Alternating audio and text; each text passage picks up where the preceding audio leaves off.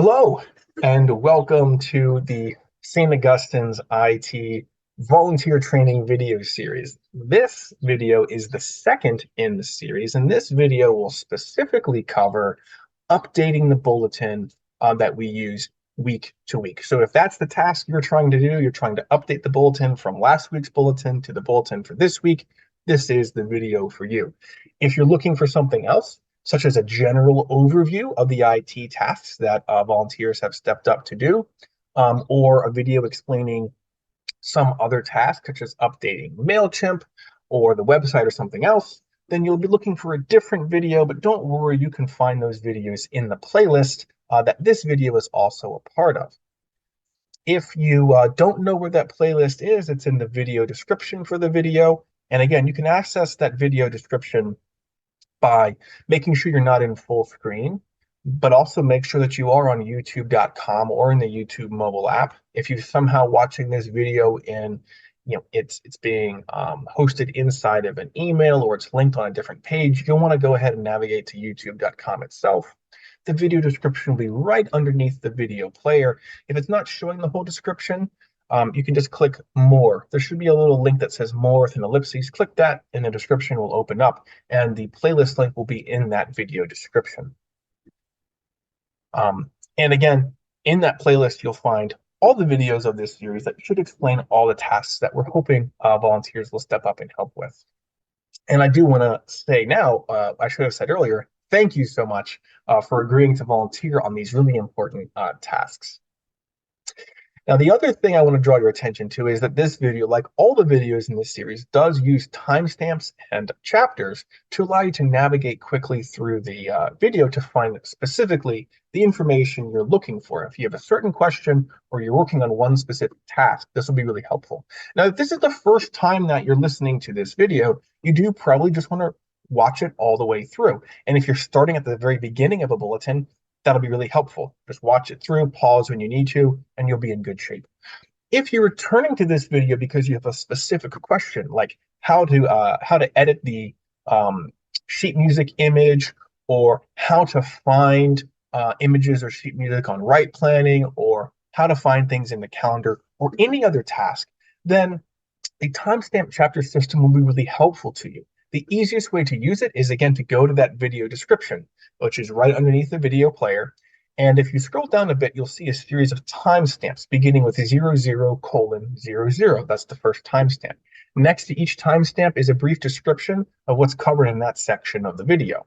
On this video, there's something like 25 or 30 of these timestamps. Next to them, a description of what's covered there. So you can scroll down, find the topic that you're looking for, click the timestamp next to it, and the video will immediately navigate to that section of the video, allowing you to not waste time watching something that may not be as helpful to you right now.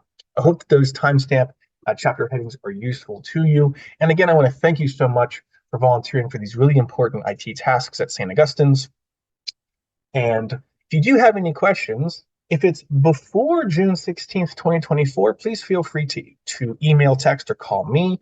If it's after June 16th, 2024, your best bet would be to contact Grant Haver. You probably have his contact information if you're a volunteer with the AV Guild or some other group at St. A's, but if not, his information is in the directory. Again, thank you so much, and I hope that this video is helpful to you. All right. Okay. So we're going to start at the beginning. Here we go. All right. So we're just going to focus on the bulletin. So, oh, I think I had done this with Mark earlier. So, but let me just show you. The first thing that I would do is you'll have the bulletin from the previous week, right? It's like on Tuesdays, I load this. Let's say it's next week. I hit File, make a copy, and I go ahead and make this the actual name that I want the file to be. Date, year, month, day, format is how I've been doing it. And then the liturgical day. So it'll be Easter 3. And then you just click make a copy. Now I've already done that, which I have this one. I'm going to go ahead and make a new window so we can keep this a little bit cleaner. Oh, it's not sharing this anymore. I treat this as a new window. 1 second. There you go. So I've already changed the top. So it said the second Sunday of Easter. I've changed it to the third Sunday, and I've also already removed the image, and I've changed the date to April 14th. I was showing Mark some of the same stuff on Friday. But let me just get the tools up that you'll want to have ready. So you'll want to have probably the drive open for accessing other stuff. You want the copy of the bulletin. And again, always use a copy. You don't have to reinvent the wheel, right? The formatting and a lot of the stuff will stay the same, and you can leave it in there. You're going to be using two other websites. The first one is Lectionary, if I can type this, lectionarypage.net. I'll send these links to you guys too. The lectionarypage.net, like every other page managed by the Episcopal Church, it looks like it was made sometime in 1996 and has not been updated since then. These like old school tables, I mean, it's old, but it works perfectly fine. So here's your calendar. We're in 2024, but I do want to point out that you can go ahead if you wanted to plan way far in advance. You just got to know how to manipulate URLs a little bit. Well, I said that. They haven't put the 2025 one up yet, I guess. But pretty soon they'll put the next one up. So we're now looking at the third Sunday of Easter. Click on that, and this has the collect that we'll use. I'll show you where that goes, and our readings. So lectionary page is useful. Instead of having to look all this stuff up in books, it has it all there for you. The other resource that you'll want is Right Planning. Is it .com? It looks like it's .com. Am I still logged in? Oh, I don't know why is it Augsburg Fortress? 1 second.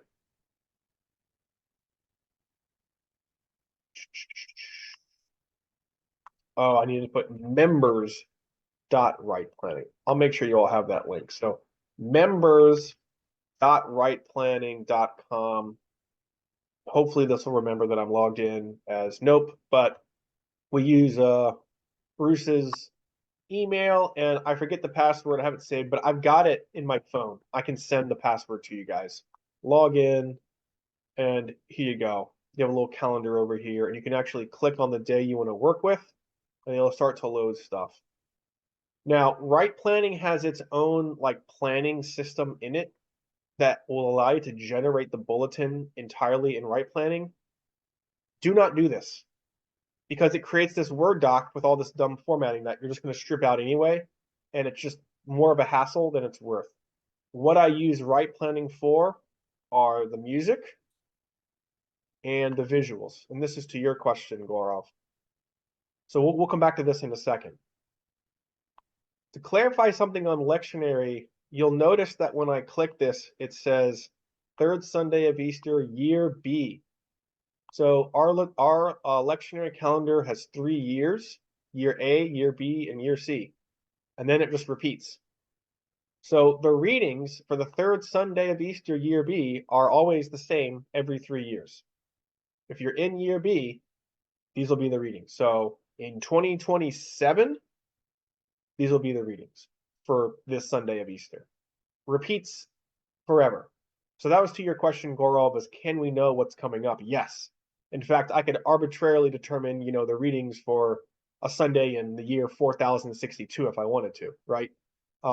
So we can know well in advance what we're going to have. So right now we're in year B, and you all will probably only need to worry about that. And the nice thing is that as you advance, Lectionary page will update for you. Just as a note, the liturgical year begins on the first Sunday of Advent. So December 1st will actually be year C. Still in the calendar year of 2024, but the church year begins with the first Sunday of Advent. So the liturgical year changes about a month before our calendar year. Notice it's not always the 1st of December. It can actually be in late November.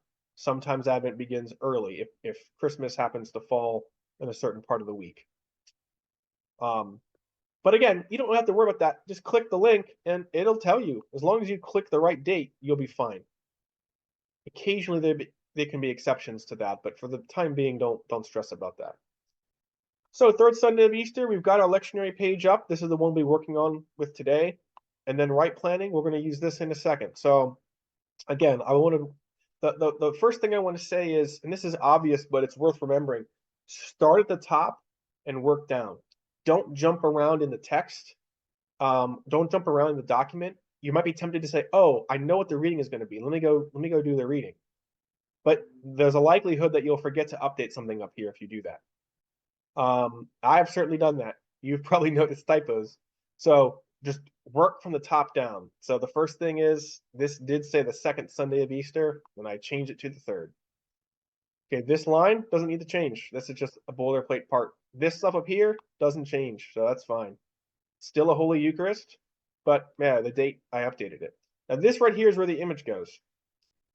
My default process is go to right planning, go to visuals, make sure you select the day that you're looking at, April 14th, 2024, and it should load Easter 3 images, and you'll see it says Easter 3B, Easter 3B, so that's the 3rd Sunday of Easter year B. And then I just pick one. Some of these I just, I'm not impressed by this art person. And there's like 3 or 4 different collections. And this one, I don't know. It doesn't really speak to me. It's just kind of loose, kind of very 80s, 90s kind of like church trying to be cool kind of thing. This artist I tend to like. You probably noticed this whoever this is. I tend to use this one a lot. I really like this too, actually. I'm sorry? I really like the illustrations on the bulletin. I like these. It's got a very clean look. It has bold black lines. I just think it pops on a printed page. So the good news is you can just right click. Now, do any of you use Macs? Okay. Yeah. Oh, I don't know what you do. You can't right click on a Mac, but I assume you know how to bring up this little dialog box. I don't know. Yeah. She can. Okay. I think it's so, double click. It's like 2 fingers, but the other one should okay. like tap. But so on a PC or whatever, it's right click. Mac users, I'm sure, can get to this and then copy image. And then the nice thing is you just go to the bulletin and I'm gonna hit Ctrl V and paste it in. Ta-da! Now it's I have a question. yeah. So this time the image size is very nice that it moves everything accordingly to the format. But is the size always the same, or do you have to resize it to make sure the page break happens when we want it to happen? That's a great question, because actually it didn't happen where we wanted it to. We want this to be at the top of the page. So this stuff needs to be up on the first page.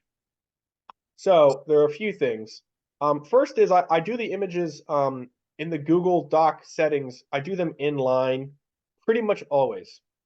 This gives you the right tools you need for what we tend to do with the images. So it should be in line as a default, but just double check that. Now in this case, first off, you can obviously grab the edge and just resize it. But before I do that, you notice there's a lot of white space above and below it. So again, right click or whatever in Mac, right click on the image. This is once it's pasted into the Google Doc. You can crop in Google. You can crop the image right here. These little black bars, just grab it. And it's nice too because it actually saves all the image data you cropped. So if you want to get that image data back, let's say you actually cropped not white space, you could actually, and even if you use it this way, if you copy that image again later, it'll all be there. Google remembers that data. And look at that. Now we have the page break where we want. But if it was still off, then I would just grab it and I would just, fiddle with it until it was right where I wanted it. So you can crop and you can expand Set by just size. grabbing the edge. Sorry, Gaurav? No, I was asking, so this is good. My question is, we don't have a set size that we want the image to be X inches or X pixel by X pixel. Correct. No, I just make sure that I get it as big as I can without pushing this line onto the next page. Yep. And if I'm using a different image, I may have to do more fiddling. Oftentimes, if I'm using an icon, icons tend to be taller than they are long, so I have to shorten it more. And I just fiddle with it until I get the page break where I want. This should be on its own page. This should be the top of this page. The Welcome to St. Augustine's. Now this whole page, you just leave it. You don't have to change anything. It's all set. So I skip right down to page 3. And opening hymn. And you can see I was already showing Mark some of this. So normally this will have a hymn text here. So you'll want to change that, and it'll have the sheet music will be here. So this brings us to the hymns. Now the good news is that the way I do things here, the only hymns that change week to week are the opening hymn and the closing hymn. You may already have noticed that, like the Gloria stays the same week to week. This will change, but again, we're going to come back. Now, in this case, I'm not using a psalm during Easter, but normally a psalm goes here, not a hymn. So there won't be a hymn to worry about here. There'll be a psalm, and the psalm text is right here. And it does take a few minutes of work to fix this goofy formatting, but you don't have to worry about putting a hymn here normally. Then there's a hymn here. It stays the same for the whole season. We're going to do Christ is risen from the dead until we hit Pentecost. Nicene Creed does not change. Just leave it. Prayers of the people doesn't change. We will change who's going to read it, but we'll get to that. Confession doesn't change. Announcements, at the very minimum, you need to update the date, but we'll do this later because I'm breaking my rule about top to bottom. I'm just trying to show you this. Offertory music does not change. If there's music for the Sanctus, and normally there is not, but when there is, doesn't change for the season. Doesn't change. Communion hymn doesn't change. The only hymn that we'll have to worry about, and the post-communion prayer blessing does not change. The last hymn will change. So the good news is most weeks you only have to replace the beginning and ending music. And oftentimes I use one hymn and I split it. And I'll show you how I do that. I do that in part because the space that we're working in, the physical worship space, is not very big. It does not take me and the acolyte very long to get from the back to the front of the church. Excuse me. And the main point of the opening hymn and the closing hymn is basically to cover the time when I'm moving around. And it rarely takes more than, honestly, a verse or a verse and a half for me to get to where I'm going. And so having people just stand and sing extra, I haven't been doing. In part too, because numerous people at St. A's complained in the past about having to sing all the verses. So this was my solution. It's not necessarily a common one, but I think it works for us in this space and for this community. Anyway, so here we are. We need to put music in, and you're wondering, oh my gosh, I don't know what hymn to put in. Well, Right Planning is here to help. So you go over to the Music tab in Right Planning up here. Make sure you have your right date selected, and it should show you here the date, April 14th, 3rd Sunday, year B. You can just click View Hymn Suggestions for this lectionary day. And it will recommend stuff to you that is where the lyrics of these hymns are related to the readings, at least in theory. Some organist decades ago went through and wrote this all down and decided to recommend these things. There is a physical version of this that many churches have used. It's like a lookup table, big old binder, but now we have it digitally and it's very convenient. So you can have these different hymns. And honestly, most churches, this is handled by the musician, but we don't have a full-time musician, so I do it.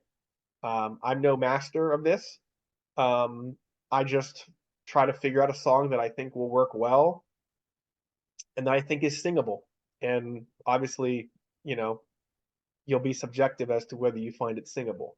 Now, Linda, I think you might find this process the easiest of anyone because you have a history as a church musician, correct? So Linda may be a great person to, to give the task of choosing the music to, as long as she's comfortable with that. I know Grant also has some history in church musicianship as a volunteer. But mostly I try to make sure I don't reuse a hymn that I've used within the last, say, 3 months. And then I just try to find one that I know or that I like, that I think will be singable, where the lyrics seem relevant to the readings. And if you want to, you don't know what they sound like, you can hit the play button. Were you all able to hear that? Is it sharing my sound? That's okay. No. Yeah, that's weird. I mean, it's not a huge deal, but let's see. I should be able to. There we go. Share sound. Okay.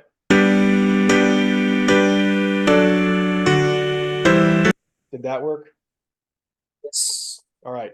So you click that, and you can kind of hear, like, is that a banger? No? Then, eh. And that one, to me, even the opening, I'm already a little bored by that one, so I'm probably not going to use that one. But you've heard this one recently. Although for some reason that file is playing way too slow. There we go. That's a hot jam, if you ask me. I like that one. So now we use that during baptism, so I don't use that a lot outside of that, but you could. And I'll just go through until I find one that I decide is good.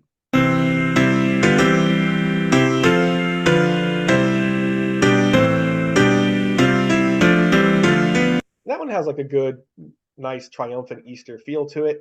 And each verse is only about 22 seconds, which is nice. We don't need a lot.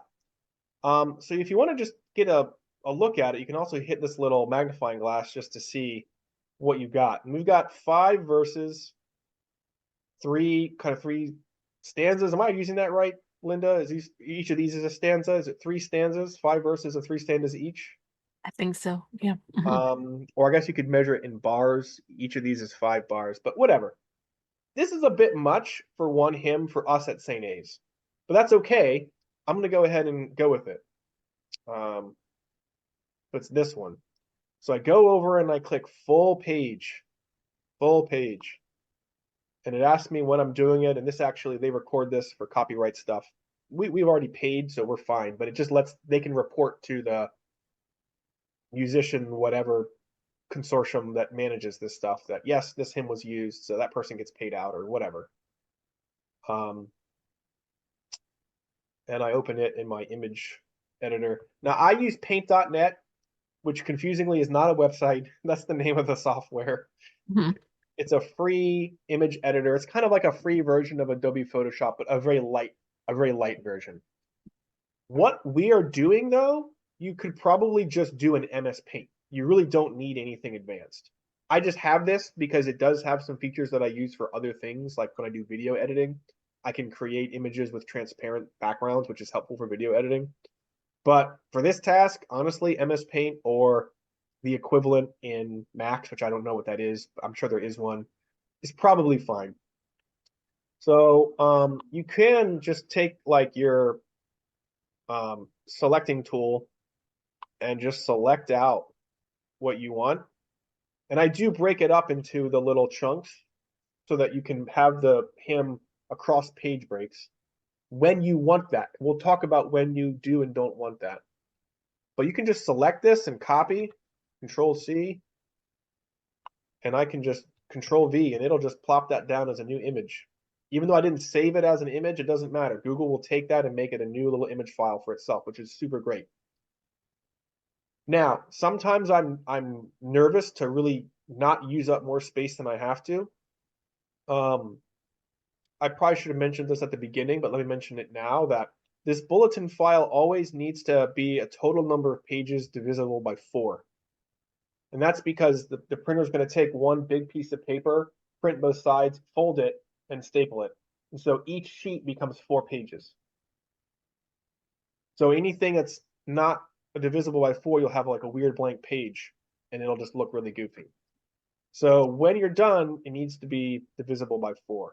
I aim for 16 because that saves us 50 sheets, maybe of paper a week, which is substantial environmentally and from a cost side. Sometimes I can't, and it's 20 or even more, but normally it's 16. And in order to try to keep things tight, I have changed this a bit. I have just been giving the treble clef, and Linda, you probably at least have noticed this as a musician, that the sheet music only has the treble clef. Do you give the musicians the whole, do you give like Diego the whole thing so he gets the harmonies? Gets the chords and things? I used to, and then I've stopped because Diego is such a great pianist that he just figures out the bass clef for himself and just makes it up like on the spot, and he's just really good. But I will do that, especially for guest musicians. I send them the files ahead of time with the full sheet music if they want to practice it with both. Mm-hmm. But Diego has just been fine with me doing this, and he just like works it out. You know, Diego is playing traditional hymns, but he plays a slightly jazzy version of them. Yes. I think is great and gives our very distinctive musical feel to St. A's, that it is just traditional hymnody, but it feels a bit more modern because of that. And he's fine with this. So no, that's fine. I'm just it actually yeah. explains something, because there's times when I'm trying to sing the harmonies that are printed there, and Diego does his own jazzy thing, and I'm like, Yeah. So I just switch to the melody and be done with it. So it's not a big deal. Yeah, that's the thing is It explains everything though. yeah, you know, St. A's is blessed with people with many talents, but we have very few naturally gifted singers. Linda, it's like you. Oh, I'm not a Bruce. singer. I'm not a Well, singer. For our community, you're the top few. You know, Linda, Bruce, Grant. Actually, Mabel can sing quite well, although she doesn't advertise that. Most of us struggle. So, you know, it doesn't matter whether you're a soprano or a baritone. You're just going to sing the melody at St. A's. You're not. No one's trying to sing their specific. So I just give them the treble clef, and it saves a substantial amount of space in the bulletin across like 7 hymns. It saves us a page or two, not having that extra space. Now, you may be noticing, or maybe you didn't, but you may have noticed that because I've deleted the bass clef, there's this weird dangling line here. Now, it's causing no problem and no confusion, but I hate it. I despise it. I hate the way it looks. So I do a little bit more editing first. So I get my like shape drawing tool, and I do a white rectangle. And on my software, I need to tell it to fill in that rectangle. And I zoom in really close, and I do that. So I get rid of that line. I don't care this is hanging here because I'm cutting that clef off anyway. So I just go through at like 1000 zoom, and I make it clean on the top part. I don't really worry about the bottom because I'm going to cut it off. You don't have to do this. It's not a big deal. It will cause no one any confusion. But once I noticed it, I couldn't unnotice it, and it just bothered me aesthetically. So I do it. So now I grab this. I just go just past the end of the text. Boom. And it looks like it was meant to be like that. You know, you wouldn't know that I've been maiming the sheet music. And I also go ahead and copy just above the top of that clef to save that extra white space. Because again, we are trying to fit this in as tight as we can so that we can always hopefully try to get to 16 pages. Again, sometimes we don't, but that's a goal. So I come in here, copy, paste, and that could be all good. That looks fine. But I already said that's a lot of singing for the opening. We don't really need all of that. And since I sometimes struggle to find music that I like, a lot of these are kind of like the deep B-sides of the 1982 hymnal. They're just not very exciting to sing. Sometimes they're kind of weird and hard to sing. These old like 17th century English tunes have these weird melodies. I want to use this hymn for both the opening and the close, but I don't want people to sing it twice verbatim. That's a lot, and that'd be annoying to them. So we're going to do one more edit. Now at the top, it's relatively simple. I just grab the treble clef, and I'm going to come down to maybe verse 3. Copy that, and there we go. Now, when I'm writing in the tune name, I am going to put a little note saying it's only verses 1 to 3. Doesn't really matter. No one needs to know that because it says that right there, but I just do that. It feels appropriate. Now I can leave my cursor at the back of that image file and paste the next one right after it, and Google will automatically drop it down to the next line. Just want to make sure I've got my box, underneath those little tails of the P and the Y. Copy that. There we go.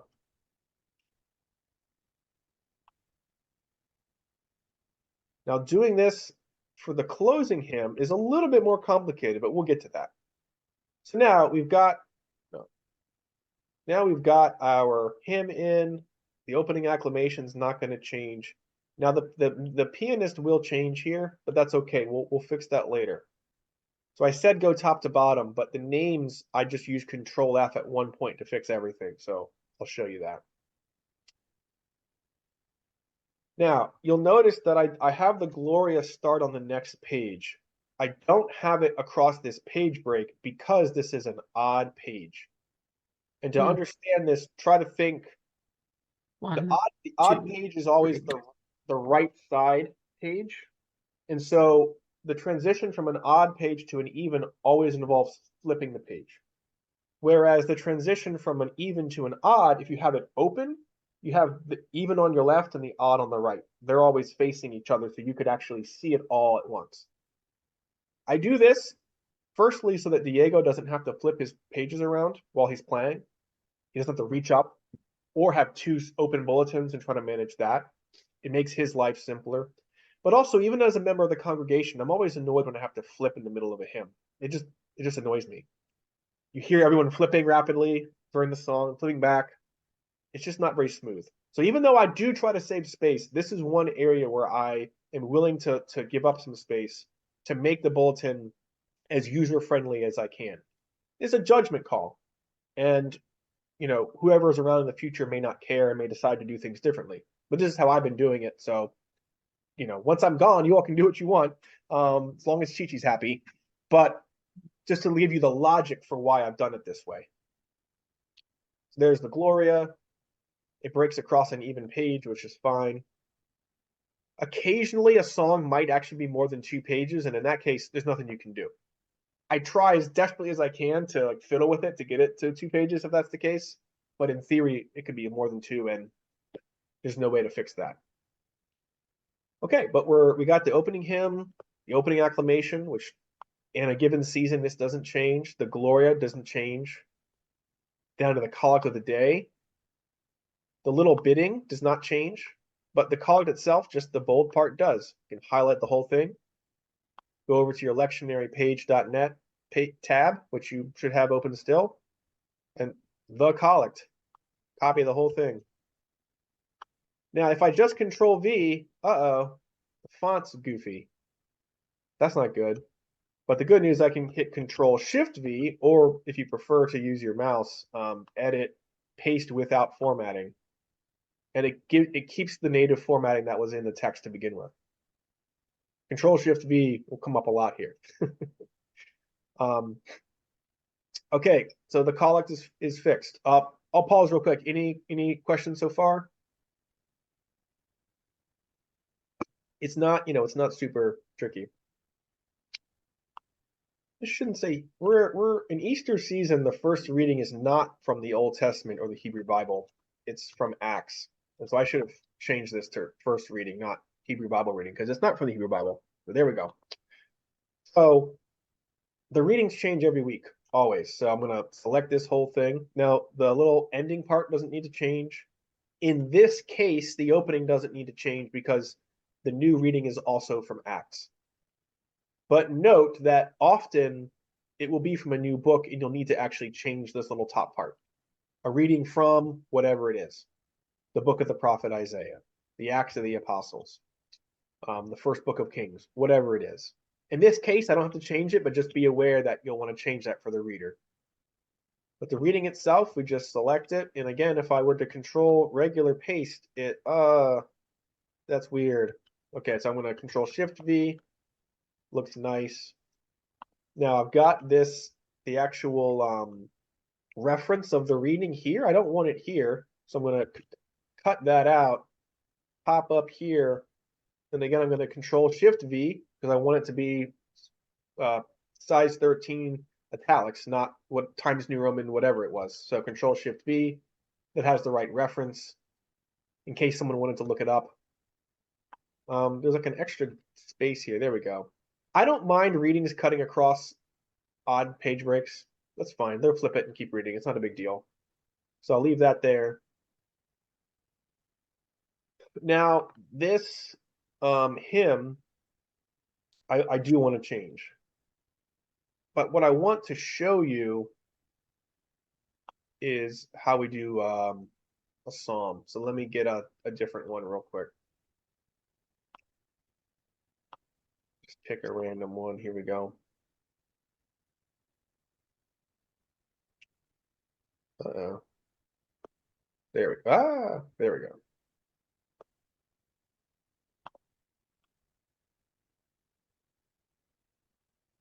I'm going to copy that. So let's say you had a psalm. Here's your psalm, but the psalm changes. You go over here and you say, okay, here's my psalm. You can copy this to copy it in. I'm just going to remember that it's Psalm 4. I'm going to copy that. I'm going to come here. I'm going to change the little reference heading up here to 4, Psalm 4. This little opening thing doesn't change. Let us now pray the psalm together. But starting here, I want to change it. Now you may notice that there's some interesting formatting stuff here. So we're going to go over that. Again, Control Shift V. Otherwise, it's going to be a mess. But it's kind of a mess anyway. It's got these numbers in here, and it's not where I want it, and I've got extra spaces here. So we need to fix this, but it's not too bad. So the first thing is that the way I have this formatted is if you go up to Format, Line and Paragraph Spacing, I currently have a 5-point space after every line. As long as it treats it as a new paragraph, it'll add a 5-point space. And that's why you see these kind of bigger gaps between the lines compared to, say, up here. Now, what I do, I don't want those between every line. I want them between groups of verses. And this is just for legibility. However, if you, instead of hitting Enter, if you hit Shift Enter, it allows you to do a line break that's not considered a part of a new paragraph. And I don't know if there's a non-keyboard shortcut version of this. I have to be honest. Insert. I don't know. I don't know. There probably is, but Shift Enter is the keyboard shortcut. So the only problem here is that this isn't going to be how I want it. So in this case, I'm going to hit Enter, and then I'm just going to get rid of that space after. So I'm going to go up here, remove space after paragraph, and it tightened up. Okay. And this one I'm going to have to do the same thing because I want to also fiddle with the indentation here. I just have this indentation because I do start off explaining to people who's reading what, just to get rid of any confusion. But change this to people. I use italic size 13 for these little references to make it clear that you're not supposed to read this. The regular text is regular face 15. Tab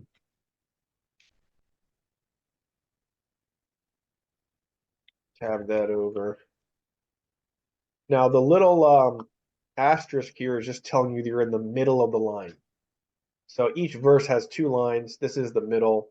That's sometimes relevant. It's not really relevant for us, but you can leave it in. It does help. People who know the BCP will be helped by that sometimes, so you can leave it in.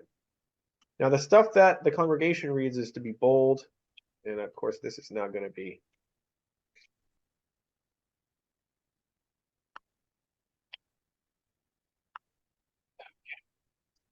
all right. But now that we've gotten past where I need the indentation for the this little text explaining who's reading it, from here on out I don't do that. It's obvious to people that the regular face is for the acolyte and the bold is for everyone else. So here I can just hit Shift space whenever I want to keep these lines close together.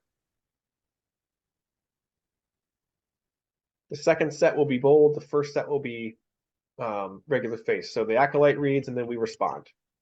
But I do keep that little space after the end of the response so that I create these little kind of packets of text. And I just do this to increase the kind of quick legibility for people who are glancing at this to figure out where they need to be. It's not a big thing, but it's something that I do to just make it a little bit clearer. And I imagine some people notice and it helps them, and many people probably don't notice at all, but there you go. So that would be Psalm 4. Yeah. Is it always that we'll have alternate verses which people speak and acolytes speak, or there could be cases where it's not strictly alternate? So this is our custom at St. A's. This is a custom at most churches, but in theory it could be different. But I would recommend just, unless you or Chi-Chi really wants to change it, this is a good approach. You can also, another option is to respond by the half verse, which would look like this.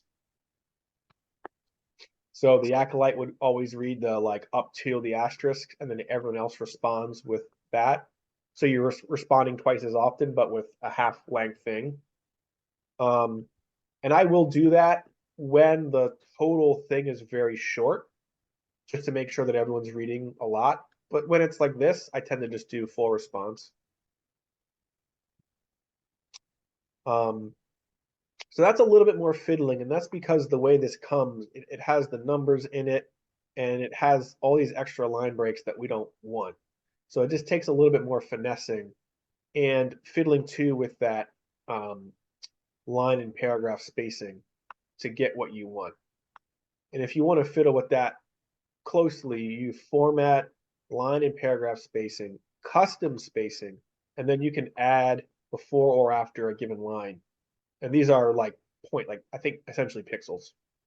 Although it's not actually a pixel because the way it works, but it's whatever the point of font is measured in, it's that unit of measure.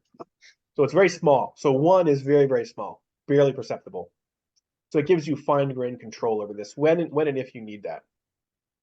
I have a similar thing normally with these little headings. I used to have it there. These headings now, just by the way, are actually little tables. And the reason I do that is it makes it easy for me to have part of it left justified and part of it right justified. Otherwise, it's a hassle. You don't want to use columns for this. Columns are a pain to manage. So this is a table, but what I've done is I've made the outlines of the table 0 point width, which means there's nothing there. So you can see the table here, the cells, but you don't see lines. So it's a way of giving me this left justified and then right justified on the same line. Pretty much all of the things where you see that all caps bold thing, that's what I've done. It also means that when you change these names, right, they always stay right justified, which is nice. Okay, so that's how I do the psalm. Now I'm not doing a psalm for this one, so we can worry about that later. Now for this piece of music, I need to go back to right planning and find a hymn that I want.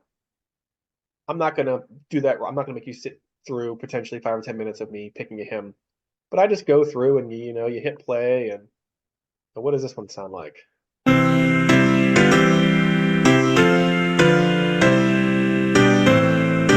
Sounds suspiciously similar to this one. Yeah. But the tune name is given differently, so that's interesting, but whatever. Here, this should be different.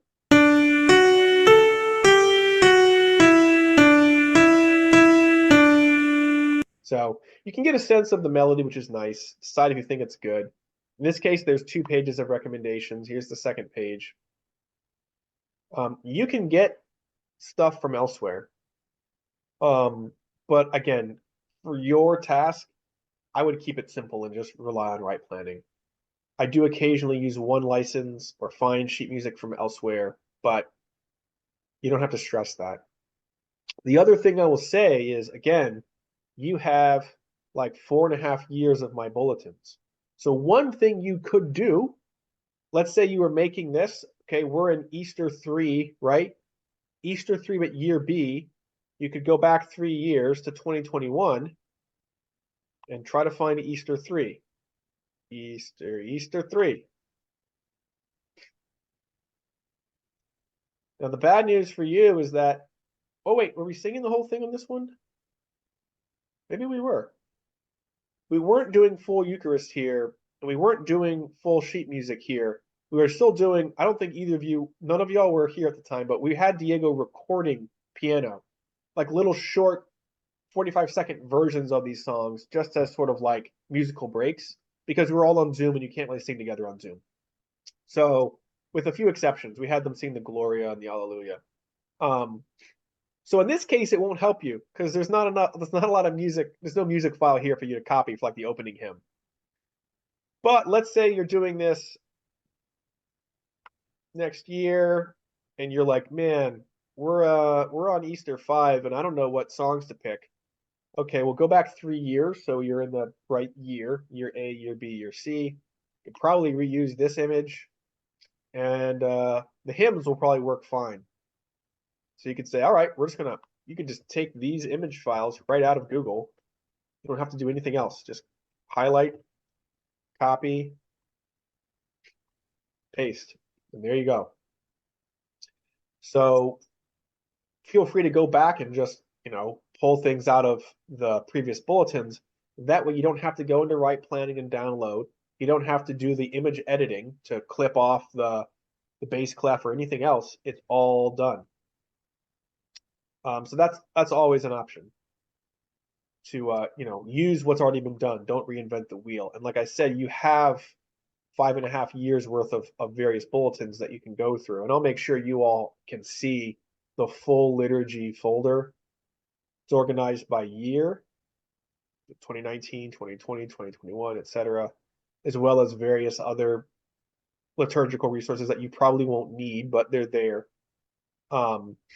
These year ones are where you're going to probably find something that could be useful.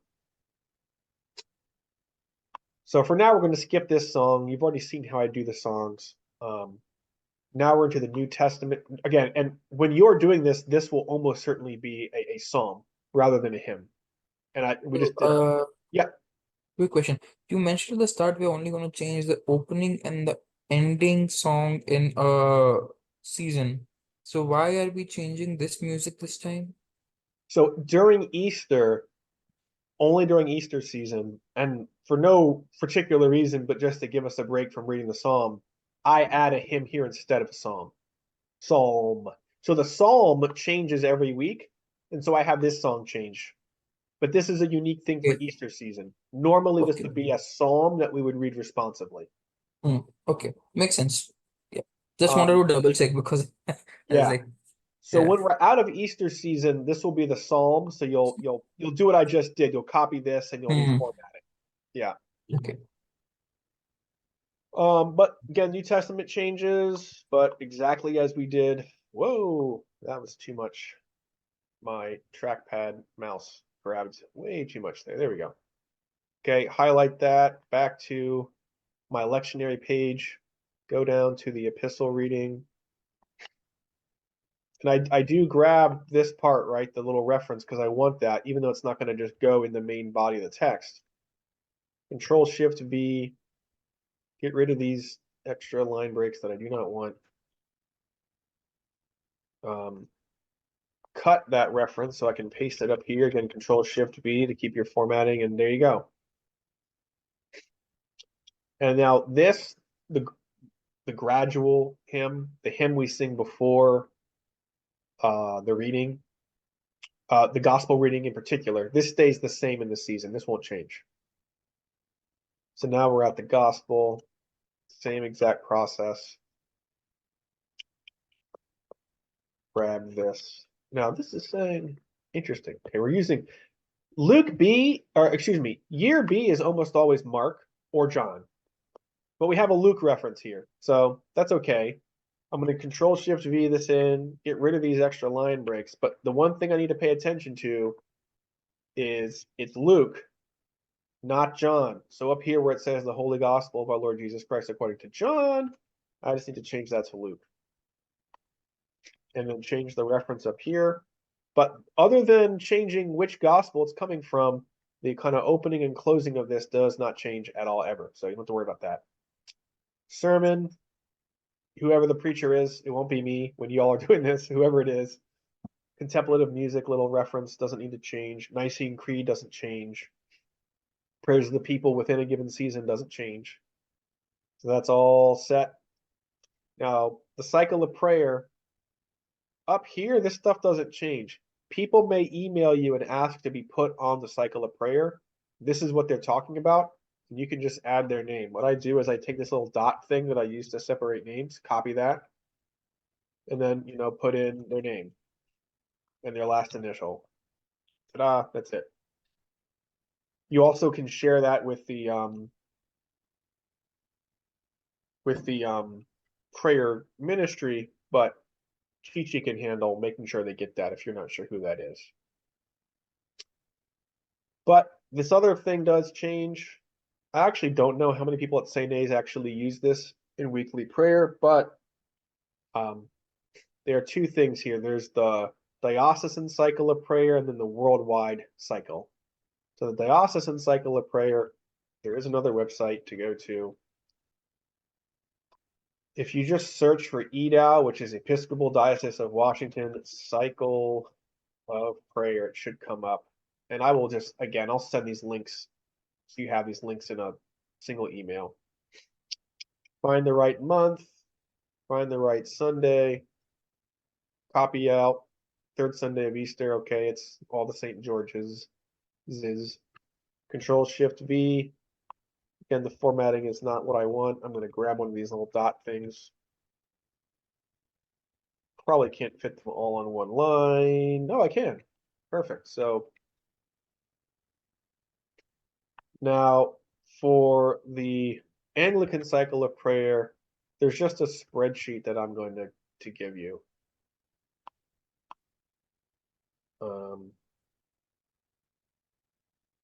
I downloaded this and I just made a spreadsheet in our Google Drive. So you'll have this. You just find the date, April 14th, 2024. The Anglican Church in Victoria, New Zealand, and Polynesia. You can just copy that cell, highlight the previous one, Ctrl Shift V, and there you go. And I can just, I'll share you all onto this, and you'll have that. Why does it say second Sunday of Easter in front of that and not third Sunday? Where? Here? Yeah, if you go the column after here. I think the way they're noting it is they say Easter Day and then they start counting, but in the Episcopal Church, we count Easter Sunday as the first Sunday of Easter. And this is the second Sunday. Okay, I think that just other Anglican communion churches do this slightly differently. Yeah. So I would there's the Sunday of Easter versus the Sunday after Easter. The of and the after make things tricky. Yeah. Yeah, and for Easter it's of. Even in our church it's the third Sunday of Easter. Of Easter. Of Easter. But when you get into so-called ordinary time, it's the blank Sunday after Pentecost. Yeah. There's no season of Pentecost. It's just the Sundays after Pentecost. Okay. And I think Lent, annoyingly, might be the third Sunday in Lent, not of Lent. Decisions are hard. Yeah, but the good news is that you can just copy whatever it says here. You don't have to worry about it. Okay. So when you get down past Pentecost, you'll see it's giving us the Sunday closest to June 15th. So you'll have to count it yourself. That's annoying. I didn't realize it did that. But I can show you that, what I did here. The 11th Sunday after Pentecost. Now, I do want to draw your attention to a thing was when you're in ordinary time, which is the time between Pentecost and Advent, which is a good chunk of the year. you have two different things. You have how many Sundays it's been since Pentecost, which is what we put on the bulletin. But you'll notice that when you come here, you have this thing that says proper 6. Now, proper 6 does not mean that it's been 6 Sundays since Pentecost. I don't know which Sunday after Pentecost this is. And that is because Easter moves around on the calendar a lot.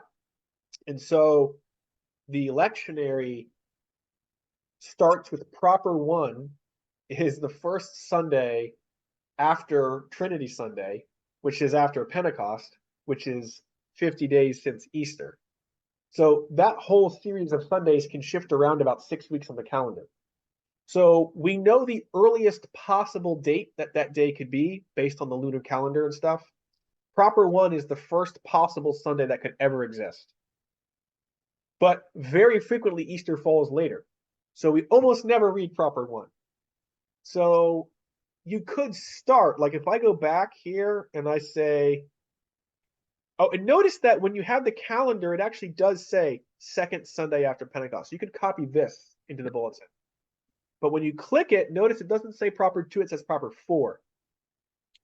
So Easter could have been 2 weeks earlier, is what we're learning here. So you click it, it says proper 4, and it's telling you the Sunday it's closest to a specific date is how you calculate this. You don't have to worry about calculating it. It's already calculated it for you. As long as you click the right thing in the calendar. Just use the calendar and June 2nd and click it. You don't want to put this on the bulletin. You want to put the X Sunday after Pentecost, which you can get here from the calendar. But then you click this and you have it works the same. But it's just in that ordinary time, things are a little trickier. Whereas when you're in Easter or the season of Lent, it says here what you'll put on the bulletin. It's clearer. Because once Easter season starts, this is just going to follow from Easter. There's no need to worry about a shift in the calendar. Likewise with Lent, the third Sunday of Lent is always the third Sunday of Lent. It doesn't matter where it falls. Now, if you're in the season after the Epiphany, it is after the Epiphany, but notice that it gives you the specific date. You don't have to worry. It's only in that ordinary time after Pentecost that there could be a shift. But what you can do is just ignore all that. You just find the right one. Okay, is it July 7th? Okay, click that. There are your readings. Don't worry about it. To know what to put on the bulletin, you just need to copy that. Yeah. So on when you click on say proper 9, it says 2 tracks, track 1, track 2. So we use track 1. So I am trying to remember. I think I normally use track 1. You can use either but I will have picked and you should stick with it. So I will make sure to tell you all which one we started with. And it'll almost certainly be track 1. Track 1, 2 Samuel. Yeah. So track 1 actually marches through a section of the Bible. Track 2, the Old Testament reading is contextualized with the gospel reading to make it, in theory, easier to preach on both because they're linked. But I am trying to get people to actually learn the Hebrew Bible. So I actually choose track 1 so that you all, if you're paying attention, you could actually hear the story develop. Whereas track 2 just jumps all over the Hebrew Bible, and it's just unless you already know Amos well, you're not going to know who he is or what he's talking about. So I tend to use track 1. So yeah, just use track 1. That's the answer. Use track 1. I will have been using track 1, so you will be committed to track 1. Because whatever a church chooses at the beginning, they should stick with for the whole thing, because it's designed to work together. But good question, Gorov. Yeah, so you can use track 1. And so what that means as you go through here, whenever you see this Old Testament Psalm, and then this or is telling you that track 2 is coming.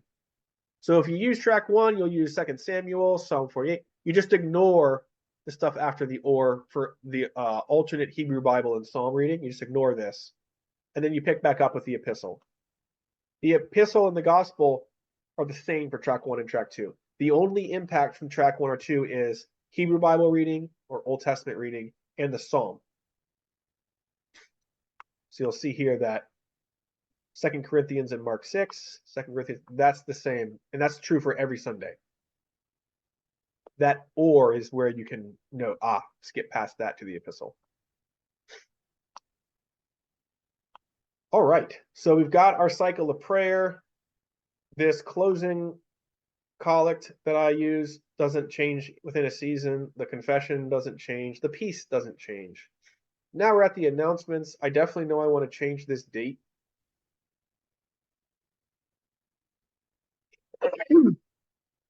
Excuse me.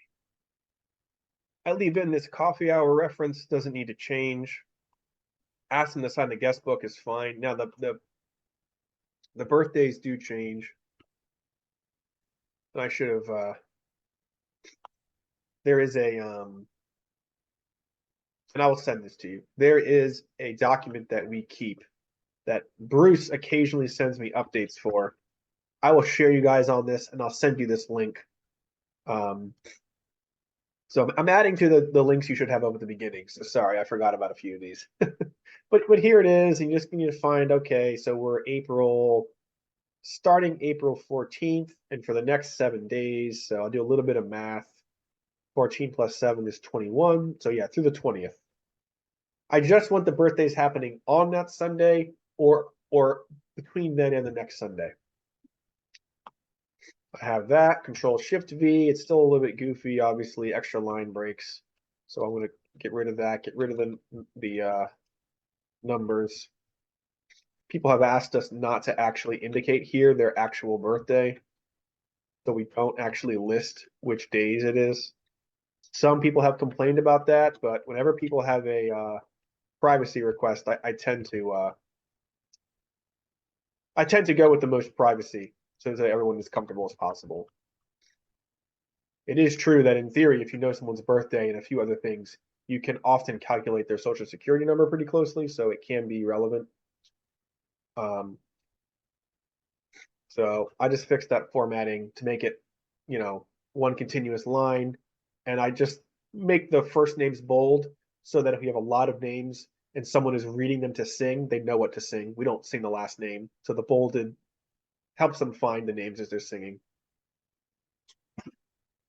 So again, you'll just get that from the birthday document. So now we're down to the kind of credits for who did the service. Oh, and this payment stuff doesn't have to change, right? This is all the same each week. That's all good.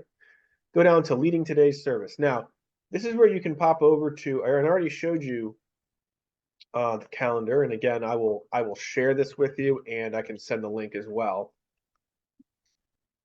Again, there's more tabs. A little false advertising. It's not just 3 tabs. If you come to the calendar, you find your date, and I have it color-coded liturgically, right? So blue is Advent, white is Christmas time, green is ordinary time, in this case after Epiphany, purple for Lent. I have this gray for Holy Week, and then white for Easter. So that can help you kind of find where you need to be if you know kind of where you're at. So, okay, April 14th. I've got the reader, the acolyte, the greeter, the announcement giver, children's chapel folks, and actually looks like we don't have a vocalist. I did not realize that. So, or did I ask Rini? I'll need to double check that. Anyway, Diego is back. So where it says Miss Amy Tedeschi, I want to change all of those references in the whole document.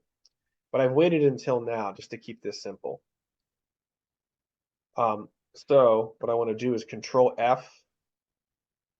And I'm going to search for Miss Amy Tedeschi. And you can hit that. I should have shown you what I did there. Control F, search for Miss Amy Tedeschi. But then these little ellipses here, more options. Click that and it allows you to do replace. I want to make sure I do Mr. Diego Nava. And you can just replace, you can go and replace piece by piece. Or you can replace all. Often replace all is fine. With a few names, like Chi-Chi's name, you don't want to do that because she's mentioned multiple times in the document. The vocalist, I think I may have messed up. I may be emailing vocalist in a second. I think maybe he's not available. So I'm gonna search for Mr. Zachary Barger, and I'm gonna put TBD for now. Replace all. Now I gotta find where I was again. Okay. Other than that, though, I'm gonna go back to these names that I selected: the reader, all the other people. I'm just gonna, well, I'm gonna paste them in. Okay, so I'm gonna paste. Yeah, it's being. All right. So the reader is Brian Cooper. So where it says Miss Lauren Vaughn, I want to search for Miss Lauren Vaughn. Lauren Vaughn. Now, she is both the reader and the giver of announcements, so I don't want to do replace all. But Mr. Brian Cooper, I'm going to replace. Actually, replace the wrong one here. That's okay. Okay, the acolyte is Ellen Spencer, so I'm going to search for Virginia Mathis. Now, notice it found this. I don't want to change that. That's not good. So I'm just going to skip past that one. This I want to change. Ellen's, or whoops, I need to do this. Next. Okay. Replace that with Ellen Spencer. Replace this with Ellen Spencer, but not this one because she's not the senior steward. Chi-Chi is still the senior steward. Okay. Greeter is Will. Now, the greeter is only listed here, so I don't have to do a Ctrl F or anything. Likewise, the giver of announcements is only here, so I don't have to do a Ctrl F and search through the document. But I do want to make sure I have the right honorific here, Mr., Miss, whatever it needs to be. And then Children's Chapel, we have Monica and Catherine. Mark is still the seminarian. I am preaching, no, actually, the 14th. He is preaching, so I'm going to change that. You will not have to worry about this stuff in all likelihood. But anyway, there I changed the names, and I got these names from the calendar, which you will have access to, and which goes all the way until the end of November right now. It is not your job to update this. I'm going to ask the heads of each ministry to update this. So it might be your job to the extent that you're heading something. So if you're Grant listening to this, this may become your job. Although the AV Guild isn't listed in here right now, which we can add that. For a very long time, the AV Guild was Grant, so there's no need for me to write his name in there because it was always him. That's changed, which is a good thing. Saldaria, if you end up helping with the acolyte of the Altar Guild, you might be updating this. Although again, right now we don't actually list. We don't have a schedule for the Altar Guild, but that could change. Right now, I just list both the entire AV Guild and the entire Alto Guild here just to have a general reference to who's on those teams. But yeah, so then we've done that. Now, as I continue, I have this weird thing. So this doesn't change. This line doesn't change. But the heading of my offertory is weirdly separated from the actual offertory. And it's breaking across an odd thing. So I don't want that. What I'm first going to do, because there's a decent little gap here, I'm going to use the subtitle text, which is this little smaller italics that I use to kind of give instructions. And I'm just going to say, our offertory printed on the following, or whatever, however you want to write it, and just line breakdown. And now the offertory is where it needs to be. It doesn't change. The offertory doesn't change from week to week. Eucharistic prayer doesn't change from week to week unless you're between seasons. This is all fine. You want to pay attention to any odd number line breaks in the Eucharistic prayer. They're fine, but I try to make sure that they're actually at a good stopping point and not in the middle of a paragraph. In this case, it's fine though. Although I might actually just push it down one. Makes it a little easier for me. And I just know that because I know I'll be picking the bread up at this moment. So that is convenient for me to push that to the next line. Come down here, this is all fine. The None of this changes. The Lord's Prayer doesn't change. The fraction right here, which is what I say when I'm breaking the bread, doesn't change between seasons. And I actually use this one probably 80% of the time anyway. I just like this one. I change it up on occasion. There are a lot of options. This doesn't change. The recommended prayer for those who are at home and can't take communion doesn't change. The communion hymn doesn't change, but again, we're across an odd break for music. Whoa, I did not mean to do whatever that was. Okay. Ctrl Z is also very helpful. Undo, which you can go up here and do edit, undo. But Ctrl Z is the shortcut. Very helpful. So we have this a dumb line break. So I'm going to do the same thing I just did.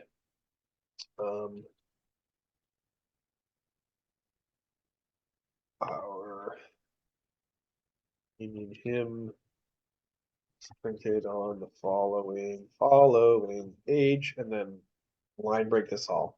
So all that space that I saved doing whatever is meaningless because we're definitely gonna be past 16 pages now. But many weeks it works. This time it didn't. And here we are. The hymn now starts on an even page. So even if it does break across the next page, that's okay because it's even to odd means that it'll be facing in the printed bulletin. Anyway, it's all on one page, so it's fine. Post-communion prayer and blessing don't change. And again, we're going to burn this. Actually, we might be able to fit this one on the next one, just because it's not going to be super long. But this hymn is going to change, right? We're going to go back to our image editing software. Remember this way back many lives ago when we were doing the beginning of this bulletin. We want to do the last two verses of this hymn. Now that's a little trickier. Doing the first three is no big deal because the clef and the verses are all together. But how do I get this with the last two? Well, first I just copy just the clef. Alt tab back over. Alt tab also useful. You probably know that one. You probably know all of these, but if not, Alt tab is also your friend, right? You can skip around between different windows very easily. Although let me share differently to make sure that you're seeing it. All right, so I copied just the clef. Now I have the clef. Now I can come in and just grab, I'm going to zoom in a little bit. And I just grab verses 4 and 5. I don't want the tops of those notes, so ta-da! And it's not Jesus lives, it's, what is it titled? Christ is alive. Pretty similar semantically, but there we go. And there we go. All right, and I just need to do that for each of these. Grab the clef. Grab the verses that I want.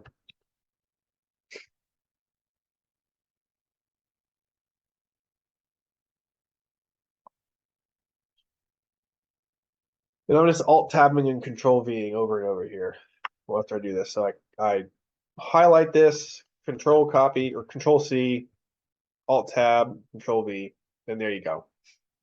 And again, even if you're not using paint.net, I imagine that you have a similar set of tools in whatever you're using. Although paint.net is free if you want to get it. Annoyingly, the website is not paint.net. I think it's gopaint.net. That doesn't look right. It's taking too long. What if I actually search paint.net, download them? No, but we can also do like normal crop on Google, and then it should also give the same effect. It's just we'll have to print the same image again and again and do crop.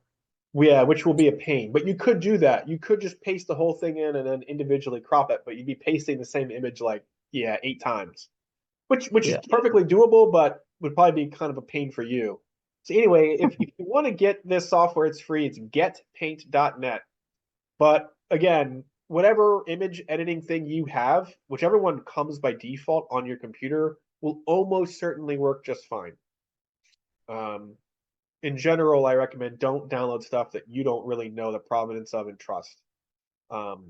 So, be be secure with your computer. Only download things that you're happy with. I like paint.net, but you do not need to use it. I want to be clear about that. Because all you need is an image editing software that you can rectangle select and occasionally make a white rectangle over stuff. That's it. That's all it has to do. And I think anything can do that. So yeah, the dismissal won't change within the given season. And then we have this little message about join us for coffee hour. And in fact, I'm just going to push this over to the next page. Because we'll add the song before which we haven't added. I'm sorry. In place of the Psalms, the music, you'll add that, so it will also move anyways. Yeah, and I'll go back and fix that.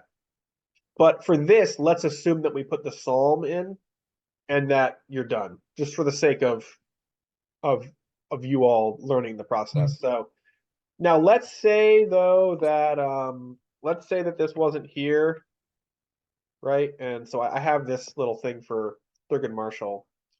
And I go down and I'm like, oh no, I have 19 pages. 19 is not divisible by 4. So what I would do, and you can hit Control Enter, by the way, is a line break. Or you can also just go in and insert break, I'm not line break, I'm sorry, page break. Right, that takes that line and puts it to the next full page. And I'll even, in this case, what I'll often do is I will write this page left intentionally blank. And I normally put these cool little crosses. I go to my special characters thing, and it's called a Maltese cross. So I just search for Maltese, and there it is. And okay, copy that, and just, okay, it looks slightly more churchy, doesn't it? I don't know. But it's just a way of putting in extra space where I need extra space so I can get to 20 pages because I know I need to. I want to note, too, that this last page, you may notice sometimes this isn't in the bulletin. If I can get the service down to 16 pages, then I do that to save that paper, and I just don't do anything after it. But when I need to pad the ending like I need to do here, then I tend to add this page, and you can just go back to a previous bulletin and copy the whole page. Other than that, I'll use this page left intentionally blank, which is an inelegant solution, but it does the job. Don't forget to put the dismissal back in before you lose it out of your clipboard. I already did lose it out of my clipboard because oh crap. I'm just going to undo until I get back to it. Yeah. There we go. Good call, Linda, by the way. I would have known shown up that Sunday and oh no, dismissal. Yeah. I know what happened. In this case, I put this little save the date in because we need to fill the space and it's nice to add it.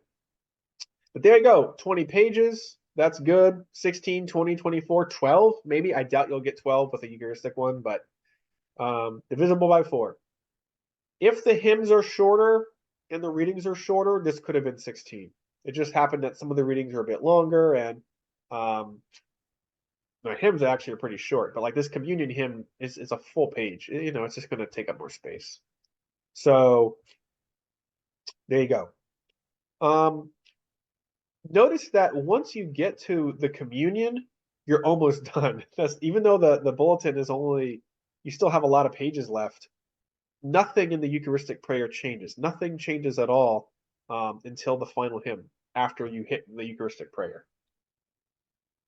As long as you're in the same season. Now, seasonal overhaul is different, and we'll just do that on another day, or I'll just make a recording explaining that. We're not going to go through all that now. It's almost 3 o'clock. But again, just real briefly, if we were overhauling this, you do everything that you just did, but you might also change other things. The acclamation might change, and some other things might change. When you do the overhaul, the other website that you can use is bcponline.org. BCP stands for Book of Common Prayer, which is our source of our liturgy. Now, you may be noticing that much like Lectionary page, this looks like someone made it in late 1996 and have not updated it since. They use frames. I mean, frames, people. Who uses frames anymore? I don't know, but the frames are still here, which means that if you click on one of these things and you want to share a link, you can't because it's frames. So if I click on this, I couldn't give you a link, but if I right click, where is it?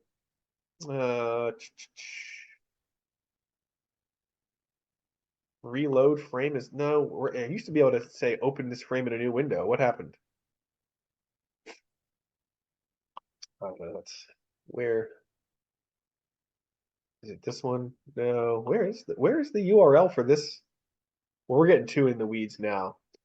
My main point is it's a pain in the rear that I can't easily share this thing with you. I have to tell you, go to BCP Online, click on proper liturgies for special days, then click on Good, because I can't just send you a direct link, but I know I can, which is annoying me. Open link in new tab. Aha! There you go. If you click on the link, right click on the link and open a new tab, it actually opens the frame source separately. So then you actually get the source URL and then you can do it. But again, you lose all navigation to the original stuff. So, it's a blessing and a curse, but there you go. So you in theory could link just that page to someone if you wanted. Anyway, this does have the whole BCP Online as its name suggests. So what you would do is you would go over here to the Holy Eucharist. Rite 2 is what we use. Rite 1 is the old Elizabethan language. So don't worry about that. And you can find things that you might need to copy in. However, you actually mostly won't need to do this. It's good to know this, and I'll make sure you have this link when you need to look something up. But again, I've already done it. Whatever you're looking to do, it's in one of your past bulletins over here, in the right format, in the right font, blah, blah, blah. So if you're getting into ordinary time this year and you need to get a new blessing or a new whatever, just go to 2023 in a similar time frame. Okay, this was the 6th Sunday after Pentecost. All right. Does not change by year ABC. This remains the same. Some things will, but for example, if it's a blessing or a dismissal, they're all fine, whatever you want to use them.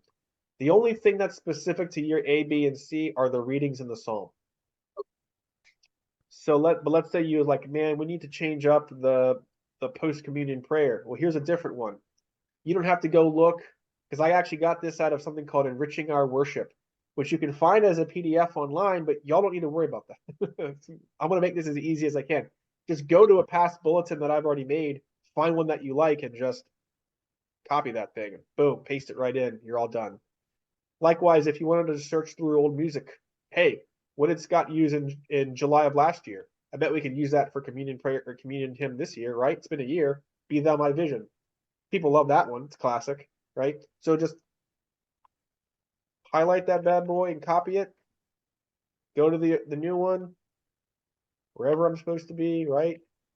Boom, you're done. Keep it easy, especially because you all are doing this as all volunteer crew. I want it to be simple as possible for you. So this kind of library of past bulletins will be your friend. It has a lot of stuff that you might want or need.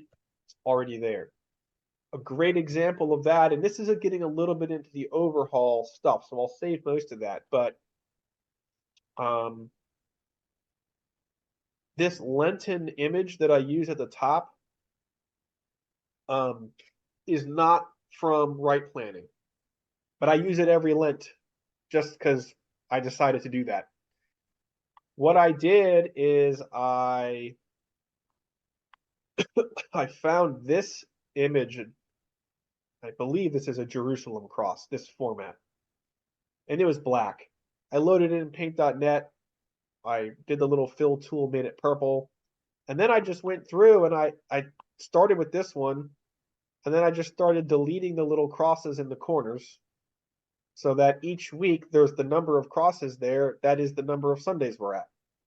Just as a thing to make it, each week it adds another cross. You can see it filling in if you're paying attention to the front of your bulletin. You all need to do any of that. You can just copy this. I hope that you aren't doing this in Lent next year, but let's say you were, just find a Lent 4 bulletin, click on this thing and just copy it and put it in and you're done. You don't have to reinvent all this. So this library of stuff that'll be in the liturgy in the years, there's a lot of the work is already done for you.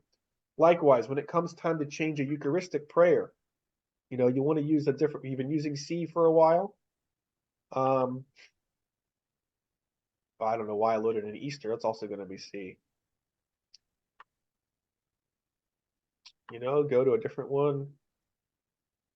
Scroll down. So you get to the Eucharistic prayer, the Great Thanksgiving. And it's prayer 3 from Enriching Our Worship. Great. So you could just highlight this down to the Amen. Copy that. Come over to the current bulletin you're working on. Start right above the Great Thanksgiving. Come down to the Amen.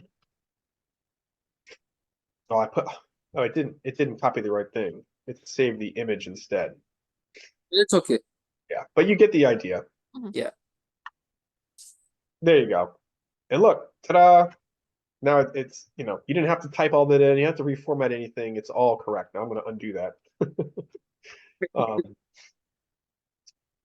Wait, Next Sunday will be really another prayer. Yeah, well, which would actually be, I mean, it would be fine. It's a Eucharistic prayer, but there you go.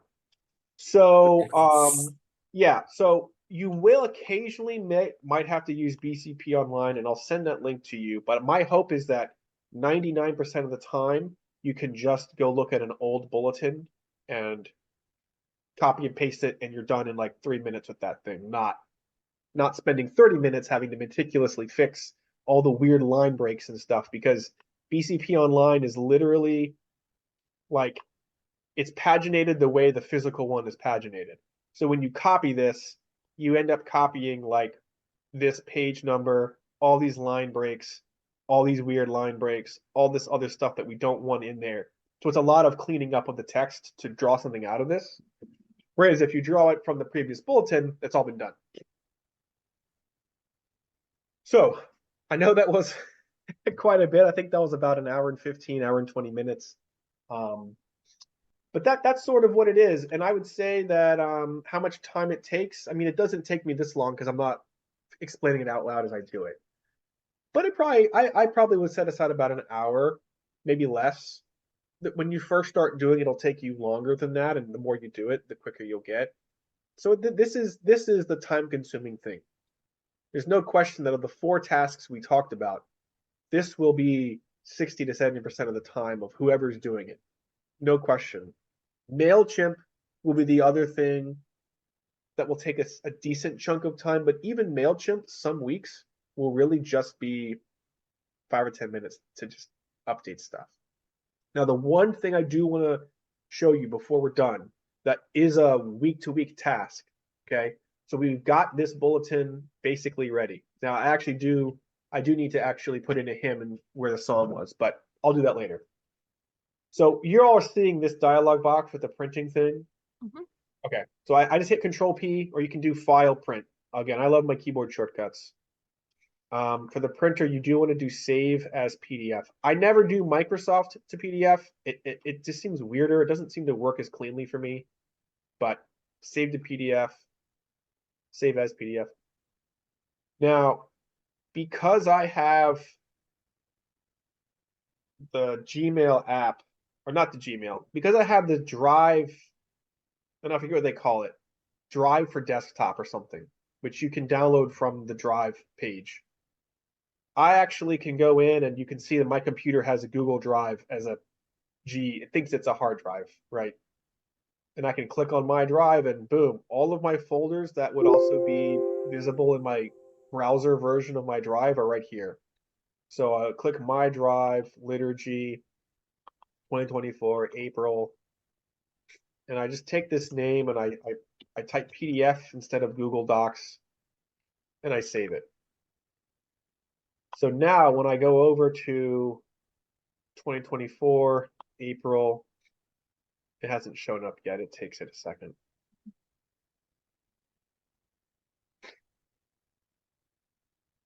There we go. There's the PDF. And this is what I share with people on the website, in the email. If someone asks me to email it to them, PDF. Google Docs may or may not work for their machine. They may then edit it and mess with it. So PDF gives you a nice, right? The formatting is fixed with the PDF.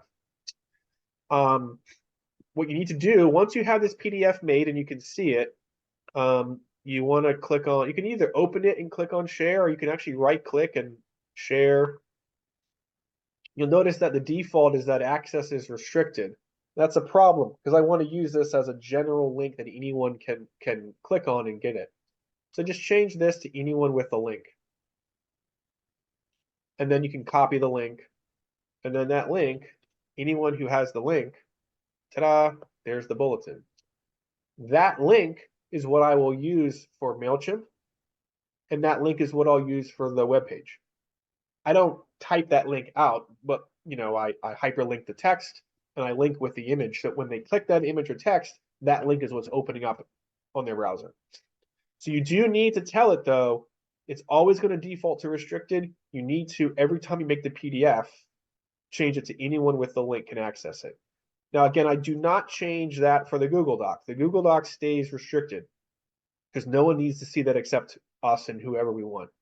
Right now, you can see only I, as well as our social media thing, can see it. I can add, you can add whoever we want to this, but right now that's it. But the PDFs, anyone with the link. It's very important to do that, otherwise that link won't work when you send it out in the email. The other thing you want to do, I've got this, I've made my PDF, that's great. But you'll notice that like on the website, I have this like little bulletin, this little mini bulletin image that people can click on and access the bulletin. It's just really clear, it's really obvious. If someone is scanning the page for a bulletin, they may not notice this hyperlink, but they'll see this little bulletin thing. The way I do that is slightly complicated, but it's not too bad. So again, go to print. Again, you can file, print. I'm sure you know that, but Control P. Still want to save as PDF, but pages, you just do custom page 1. And I don't save this on the drive, although you can. I've created this a local thing, bulletin stuff, and you can see this massive this massive thing. Oh yeah, wait. Which one is this? Is the wrong one. I'm in the wrong. Okay, sorry about that. So Control P, save as PDF, custom 1, just the first page, save.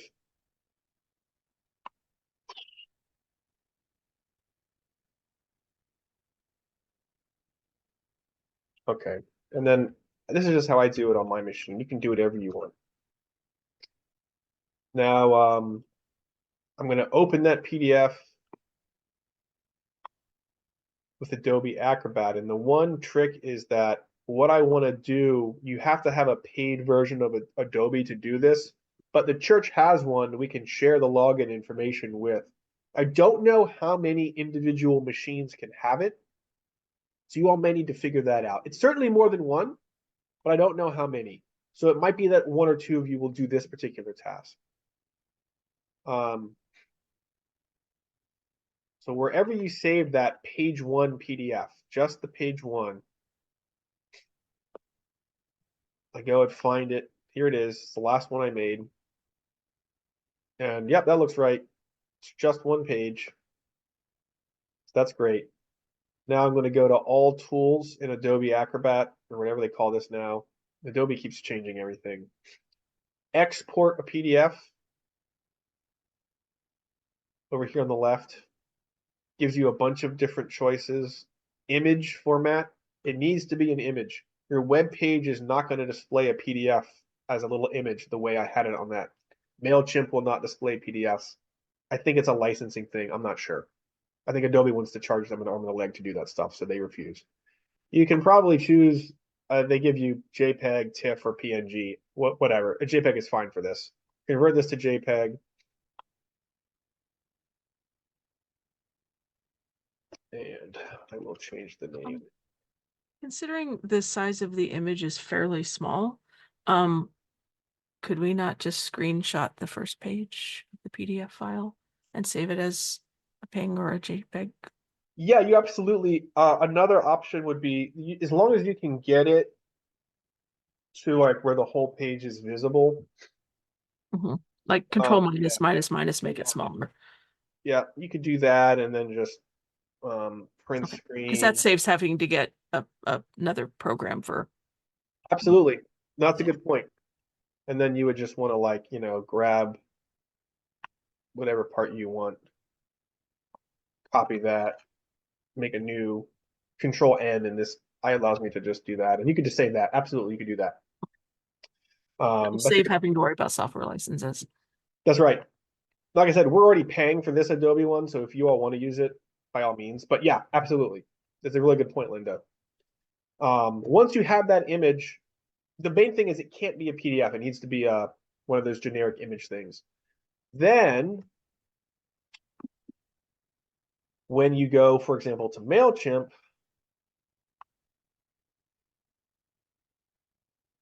come in here, and this might be the only thing you need to update, really. You update the date. You come down here to weekly schedule,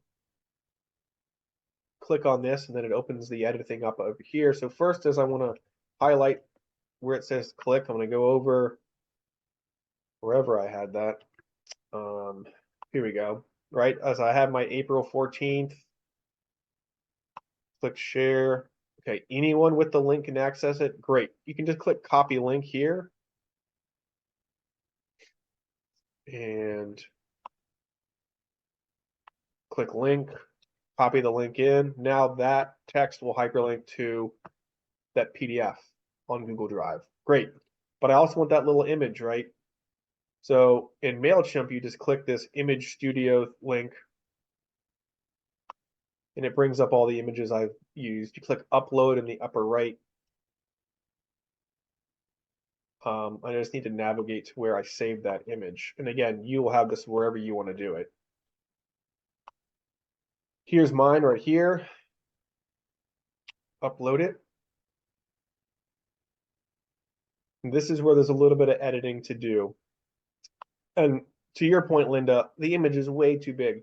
It does not need to be anywhere close to 4,300 pixels wide. I mean, my monitor is only 1920 pixels wide, so this is certainly overkill. So anyway, for this, I make it 225 pixels wide. If you keep this keep proportions thing clicked, it'll automatically adjust that. Now, you want to make sure that you put in that Google Drive link to the PDF. You do then want to go to the image style options because you have this white bulletin on a white background, so there won't be any edge. It'll look weird. So you want to click the border, make a black border. I make it dashed. I make it 1 pixel wide. I do want to make sure it's center aligned. Does what I just did there make sense? Okay. Save and insert image and it'll pop up. And that little dashed line around it, that's what I added with that border tool, black dashed 1 pixel. Otherwise, it would just bleed into the background. And it has the link already built in because I pasted it when I did that image. When I added the image, there's a space for a link, so that's all done. Save and close, continue. And this email is probably ready to go now, unless other news comes up. Now, one thing you can do is you can do a test email. So this will only go to this one email address just to see, hey, how does it actually look in an email client? You can put your own email address, whatever it is, but you can send a test.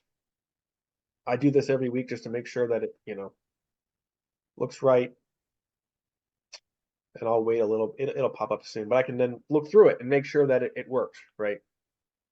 So that's the last kind of piece of the puzzle for the weekly bulletin update, is making that little image, making sure that you've set it to be shareable with anyone. And that's part of what I test. As I go in, I click this link, I make sure that it actually loads the right PDF, and I click share and make sure that it does say anyone with the link. Yep, looking good.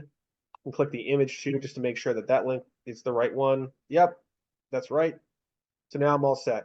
When I schedule that email, it's ready to go. Yeah, I always check links. I once sent out an email to a 5,000 member of the congregation, and every single link was broken. Yeah, occasionally I like forget to update the link so it links to like last week's bulletin, which really confuses people because the image they're clicking on is the correct one, it's the new one, but the link isn't updated and they're like, what? So I try to always double check it and make sure I haven't done that. So that's the update for the bulletin. I know that was a lot, but like I said, the good news is that this is the hardest thing. I just showed you what the MailChimp tends to be. It's literally just updating the bulletin. 9 times out of 10, update the date, update that link, you're done. So the bulletin is the big chunk of it. Now I can't show you how to do, or can I show you how to do the printing? Scott, I actually need to head out. Yes, yeah, fair enough. So I'll explain how to print it in the office later. Okay. Well, thank you all so much. Easier to do the printing in person to see how the printer works. Sure, we could do it on a Sunday. I can just show you. Yeah. Yeah. Thank you all so much. I know that was a lot. I'll have this recording, so if you have any questions, you can look back over it.